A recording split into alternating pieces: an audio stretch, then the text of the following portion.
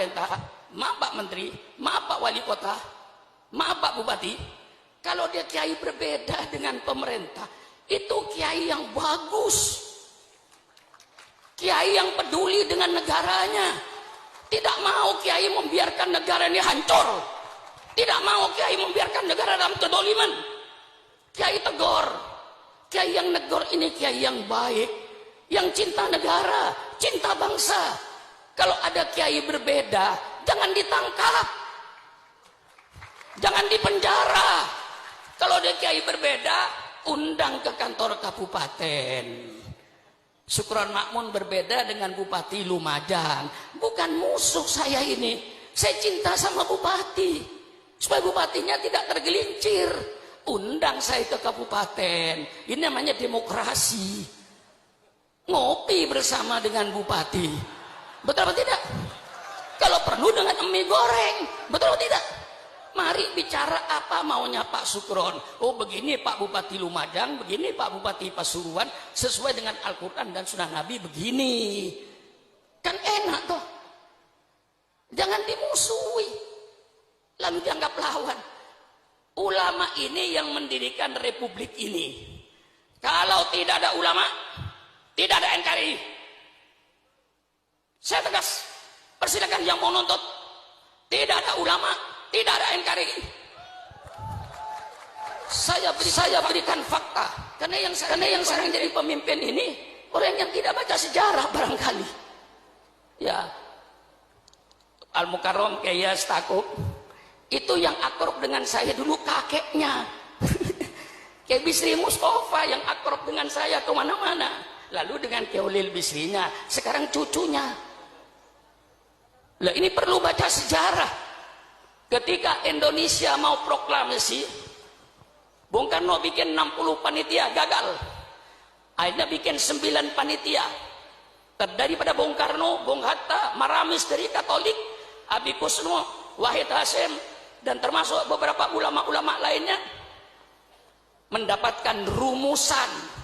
Apa rumusnya? Negara Republik Indonesia berdasarkan ketuhanan dengan kewajiban menjalankan syariat Islam bagi pemeluk-pemeluknya. Di luar Islam tidak usah menjalankan syariat Islam bagi. Ini yang disebut Piagam Jakarta. Dengan mendapatkan satu format yang jelas, negara Republik Indonesia berdasarkan ketuhanan dengan kewajiban menjalankan syariat Islam bagi pemeluknya. Maka Bung Karno diminta untuk segera proklamasi tanggal 17 Agustus jam 10 pagi.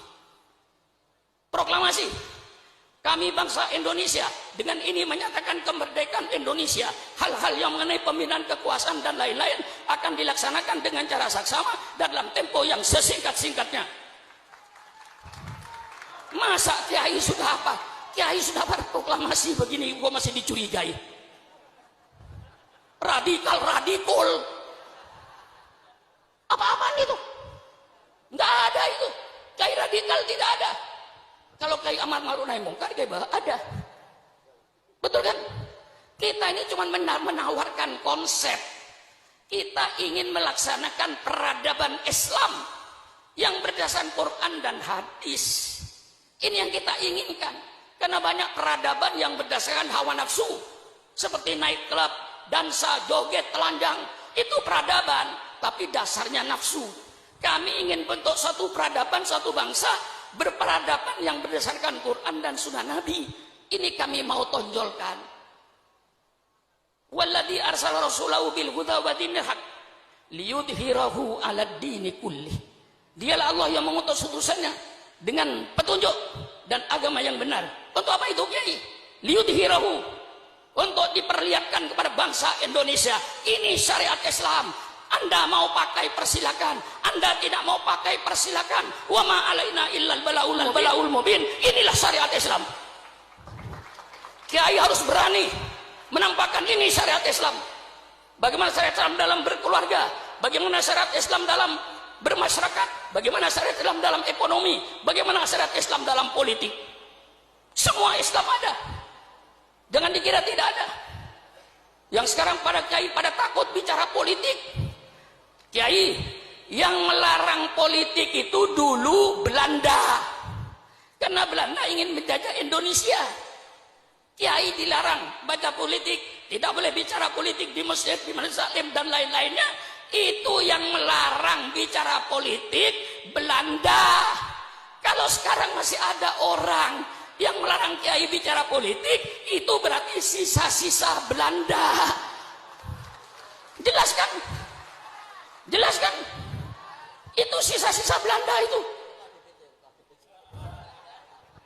Persilakan. Kalau kiai sayang negara, kalau kiai cinta sama NKRI, saatnya kiai bicara politik. Politik Al-Quran, politik sunnah Rasulullah, bukan politik kebohongan, bukan pencitraan, tapi kejujuran politik yang diminta itu. Betul apa tidak? Persilakan kiai bicara politik, politik Al-Quran, bicara politik, politik sunnah Rasulullah. Yang kayak tadi itu Pak Bupati dan Pak Menteri, itu semuanya dalam Islam ada. Jangan mempersulit urusan rakyat. Hadis, man waliya min amri ummati fasyaqqa alaihim fashquq alaih. Barang siapa yang memegang pimpinan urusan umatku, dia mempersulit urusan umatku, maka dia nanti akan dipersulit oleh Allah di padang mahsyar. Maka ketua RT, ketua RW, lurah, camat, bupati, wali kota, gubernur, presiden, menteri, jangan mempersulit urusan rakyat. Kalau bisa dipermudah, mengapa dipersulit? Jangan sebaliknya. Kalau bisa dipersulit, mengapa dipermudah? Iblis. Nah, ini betul? Betul ya, Pak? Kalau bisa dipersulit, kalau bisa dipermudah, mengapa dipersulit? Man waliya min amri umatih fasaqwal fasbuq alaih. Man yasta'illahu ru'yatan yamutu yauma yamutu. Wa wasul li ra'yatihi haramallahu alaihil jannah. Ini hadis politik. Ayo bicara dengan orang-orang politik. Saya undang ke rumah, ayo bicara politik dengan Syukuran Makmun. Ini hadis politik.